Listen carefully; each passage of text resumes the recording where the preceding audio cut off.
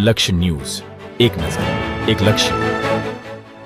ડભોઈ તાલુકાના ભિલોડિયા અને અરણ્યા વચ્ચેનો સંપર્ક તૂટ્યો. ઉપરવાસમાં ભારે વરસાદથી હૈડા કોતરના પાણી હેરણ નદીમાં ભળતા જ વરસાદી પાણી વહ્યા છે. અરણ્યા અને ભિલોડિયા વચ્ચે બનેલા નવીન કોઝવે પણ પાણીમાં ગરકાવ થયા છે. કોઝવે ઉપરથી પાણી ફરી વળતા અરણ્યા ગામ સંપર્ક વિહોણું બન્યું છે. ઉપરવાસમાં ભારે વરસાદને કારણે હેરણ નદીમાં પાણીની આવક વધી છે. ડભોઈના ભિલોડિયા અને અરણ્યા ગામ વચ્ચેનો સંપર્ક તૂટ્યો છે.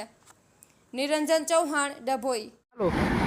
ડભોઈ તાલુકાના અરણ્યા ગામના રસ્તાઓ પાણીમાં ગરકાવ થયેલ છે. તે નાની બધા તૂટી ગયા છે. ઓપરેની સાઈડમાં 100 ફૂટ જેટલો રોડ પણ તૂટી ગયેલ છે. તેથી તાત્કાલિક પગલાં લેવામાં આવે અને નારું નીચું બનાવવાથી પાણી નાળા ઉપર ચડી જાય છે. નારું ઊંચું કરવાની અમારી નમ્ર વિનંતી છે.